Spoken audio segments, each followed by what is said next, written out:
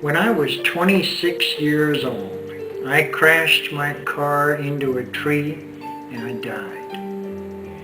In the ambulance report, I'd scalped my head, I had a steering wheel crush my chest, seatbelt saved my life, but it ruptured my intestines.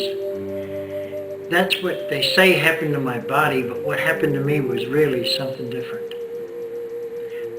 For the first moment, I felt like I was on a balcony looking down and I saw this vehicle with smoke coming out and I looked real close and that was my car. Then I stared at it and slumped over the steering wheel was my body. I stopped and thought for a moment, how could that be my body? Then, who am I? In an instant, I was sucked away like a piece of dust in a vacuum hose, and I was cascading through a dark tunnel. But it was more like maybe a roller coaster that was going through loop-de-loops and into the heavens. I saw the stars, and quietly, steadily, a white light got closer and closer until I was surrounded and almost wrapped up like going into a hot bathtub after being chilled to the bone in the cold.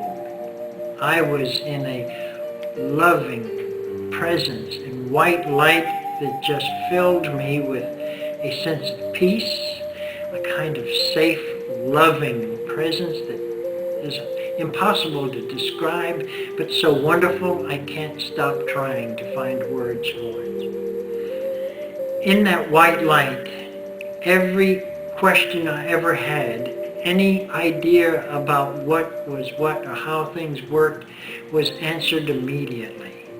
It's like you tap into the universal database, that any information greater than the internet was right there for me to know simply by looking. In a moment or in an hour, I never knew because time was no longer relevant. I found a figure getting clearer and more present, and it became that image that I grew up worshiping on the altar as an altar boy. There was the Master Jesus with his right hand reaching out to me saying, "Come." And his eyes looked into mine, into my heart, and I was so fed with great thanks and glory as this loving gaze brought me into his presence. His other hand was directing me to someplace above and beyond, but his look was so beautiful it was hard to turn away.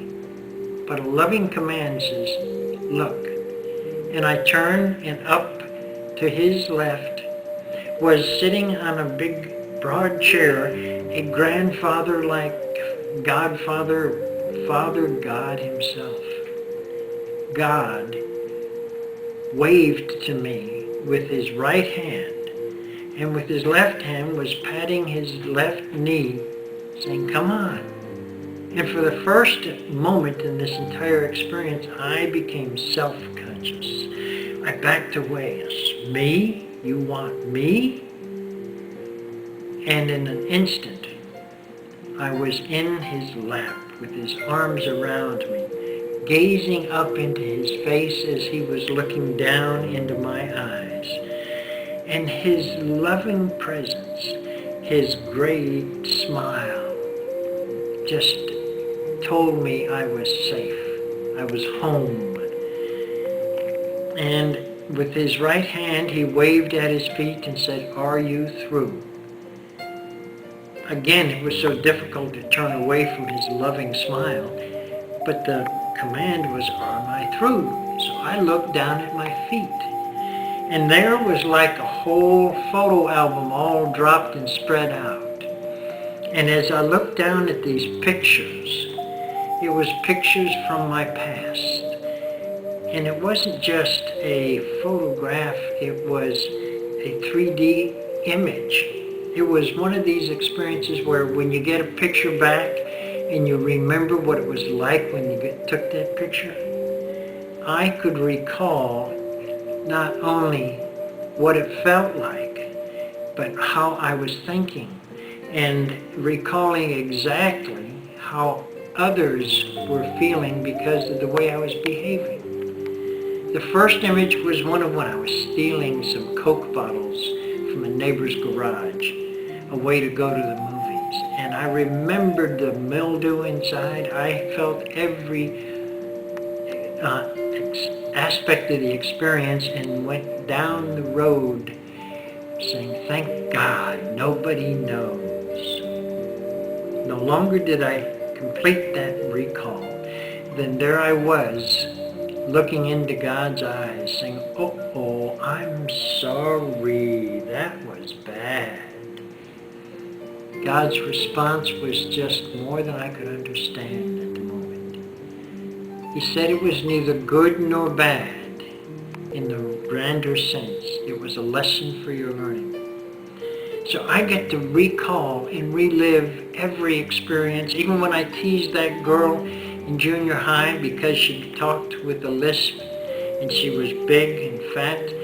And I not only recalled what I said, I get to feel what she felt like because of the way I behaved. And I felt so bad and ashamed. God's response was again, neither good nor bad. It's a lesson for the learning. I was proud of when I saved this lady's life, and again, neither good nor bad. It's a lesson for the learning. So as I recalled all my experiences, I got to see what we hear so often of a life review. We not only get to look at what we've done, we get to feel what we felt, and we get to feel how our behavior affected others. I turn to God with great thanks for the loving presence. And again, the question came back, are you through? I looked into his eyes and I said, well, there's no way I want to leave. And the message was, you are always here if you would only know it. Every one of us is always connected to and one with our source if we can get beyond our mind.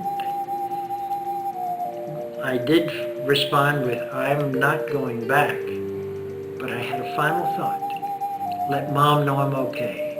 And as I reached out to turn the page on that photograph on the ground and let Mom know I'm okay, I came to in the hospital bed in Atlanta, Georgia, 2 weeks later.